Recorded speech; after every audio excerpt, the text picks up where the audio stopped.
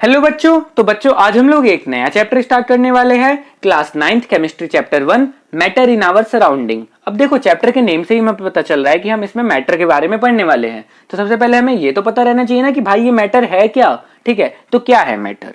देखो कोई भी ऐसी चीज यूनिवर्स में, ठीक है, यूनिवर्स में कोई भी चीज जिसका कुछ ना कुछ मास हो, मास मतलब उसका कुछ ना कुछ वेट हो, ठीक है, और वो कुछ ना कुछ क्या ले रही हो, जगह ले रही हो, ठीक है, मतलब उसके पास वॉल्यूम भी हो, ठीक है। तो यूनिवर्स में कोई भी चीज जिसका मास है, ठीक है, और जो कुछ स्पेस ऑक्युपाई कर रही है मतलब उसका वॉल्यूम है, उसको हम क्या बोलेंगे, मैटर।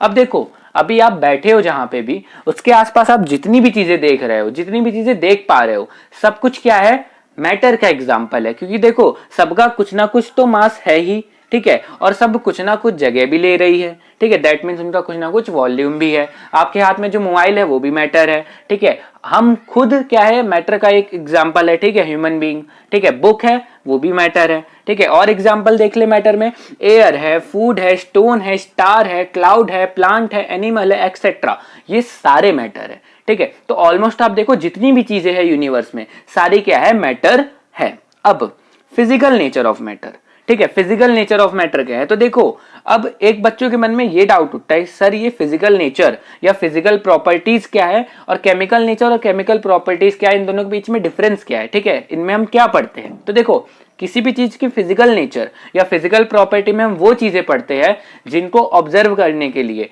हमें उस चीज में कुछ चेंज नहीं करना पड़ता, मतलब उस सब्सटेंस में कोई रिएक्शन नहीं करना पड़ता, ठीक है, उस ओरिजिनल सब्सटेंस में हम वो सारी चीजें ऑब्जर्व कर सकते हैं। लेकिन केमिकल नेचर या केमिकल प्रॉपर्टी में हम वो पढ़ते हैं कि उस सब्सटेंस को हम एक पर्टिकुलर केमिकल के साथ रिएक्शन कराएंगे तो क्या होगा, ये सब चीज हम पढ़ते हैं केमिकल प्रॉपर्टी या केमिकल नेचर में। तो अभी तो हमें पढ़ना है फिजिकल नेचर ऑफ मैटर। तो फिजिकल नेचर ऑफ मैटर में जो हमारा पहला पॉइंट है वो है matter is made up of particle, मतलब मैटर ढेर सारे पार्टिकल से मिलके बनता है। अब इसके लिए हमने क्या किया है, एक एक्टिविटी परफॉर्म किया है जिसमें हमने क्या किया है, सॉल्ट या तो शुगर, दोनों में से कोई भी चीज हम ले सकते हैं, उसको हमने वाटर के साथ मिला के एक सॉल्यूशन रेडी किया है। तो सबसे पहले हमने क्या किया है, एक बीकर में पानी लिया है, ठीक है। अब इस पानी को जब हम हंड्रेड्स ऑफ टाइम, ठीक है, millions of time, hundreds of time तो बहुत छोटा हो गया, मिलियंस ऑफ टाइम जब हम जूम करेंगे तो हमें देखेगा कि इस वाटर में छोटे छोटे छोटे छोटे छोटे पार्टिकल्स क्या है, प्रेजेंट है, ठीक है, जिससे मिलके ये वाटर बना है। अब जब इस वाटर में हम क्या करेंगे, सॉल्ट को ऐड करेंगे, ठीक है। तो देखो ये हमने सॉल्ट ऐड कर दिया, ठीक है, तो सॉल्ट देखो नीचे जाके बैठ गया। अब जब हम इसको स्टीयर करेंगे, ठीक है, मतलब मिक्स करेंगे, तो क्या होगा, ये जो पार्टिकल्स है, ठीक है, इनके बीच बीच में क्या होगा, जो सॉल्ट का पार्टिकल होगा वो चला जाएगा, ठीक है, बीच बीच में जो स्पेस होगा उनमें सॉल्ट के पार्टिकल्स मिल जाएंगे अच्छे से, ठीक है।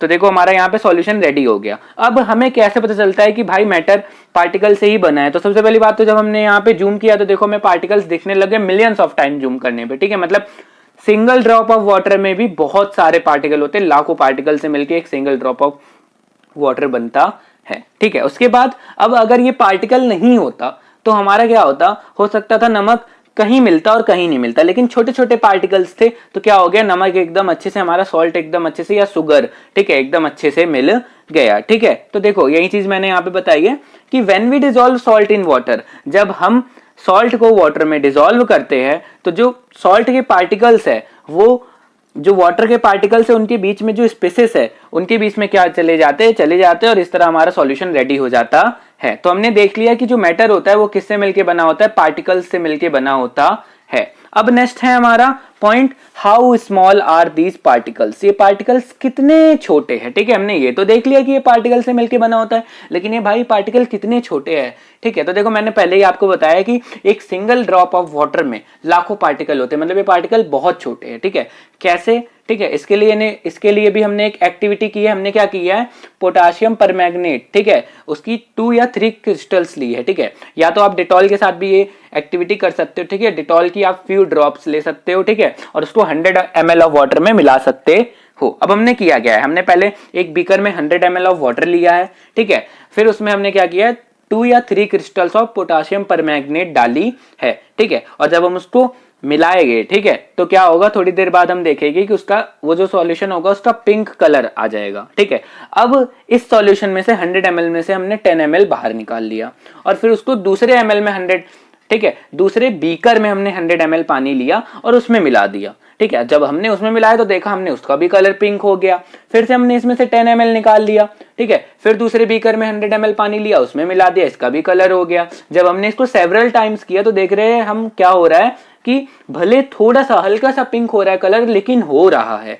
तो इससे क्या पता चल रहा है, ठीक है, जब हमने इसमें पोटासियम परमैंगनेट की 2-3 क्रिस्टल्स मिलाई तो उन 2-3 क्रिस्टल्स में ही बहुत सारे पार्टिकल्स प्रेजेंट थे जो क्या हो गए, अपने आप को डिवाइड कर लिए, ठीक है। फिर जब हमने इसमें 10 ml में लिया, ठीक है, तो 10 ml में थोड़े से पार्टिकल्स आ गए। फिर हमने इसको 100 ml वाले में डाला, ठीक है, तो इनमें कुछ पार्टिकल्स मिल गए, ठीक है, छोटे छोटे एकदम स्प्रेड हो गए। फिर इनमें से इनमें लिया तो इनमें भी कुछ पार्टिकल आ गए, और ऐसा सेवरल स्टेप करने पे भी कुछ ना कुछ पार्टिकल्स हमारे बार बार आ जा रहे हैं। तो सोचो 2 और 3 क्रिस्टल्स में इतने पार्टिकल है कि वो ऑलमोस्ट अगर आप देखो तो 1000 लीटर के आसपास पानी को क्या कर सकते हैं, ठीक है, कलर कर सकते हैं पोटासियम परमैंगनेट के। इसी तरह आप डिटॉल के साथ करोगे तो देखो डिटॉल को भी आप फ्यू ड्रॉप्स डालोगे अगर एक मग में, ठीक है, और बार बार इस तरह आप सॉल्यूशन को डाइल्यूट करते रहोगे, तब भी आप देखोगे उसकी थोड़ी बहुत स्मेल बार बार बचेगी। तो इससे हमें क्या समझ आ रहा है कि एक सिंगल क्रिस्टल में लाखों पार्टिकल्स होंगे, ठीक है। इसी की वजह से क्या हो पा रहा है कि 1-2-3 ही क्रिस्टल की मदद से हम क्या कर पा रहे हैं, लार्ज वॉल्यूम ऑफ वाटर को कलर कर पा रहे हैं, ठीक है। तो हमने ये देख लिया कि जो पार्टिकल्स होते हैं मैटर में, ठीक है, वो बहुत छोटे छोटे होते हैं। एक सिंगल क्रिस्टल में लाखों पार्टिकल्स प्रेजेंट होते हैं, ठीक है। सो आई होप कि आपको यहां तक एकदम अच्छे से चीजें समझ आई हो। अब नेक्स्ट पार्ट में हम लोग देखेंगे characteristics of particles of matter, ठीक है। तो आपको नेक्स्ट पार्ट जल्दी से जल्दी मिले, इसके लिए वीडियो को लाइक कर दे एंड चैनल को सब्सक्राइब कर दे एंड बेल आइकन को भी प्रेस कर दे, क्योंकि अभी हमें पूरा सिलेबस कवर अप करना है। मिलते हैं नेक्स्ट पार्ट में नेक्स्ट टॉपिक के साथ।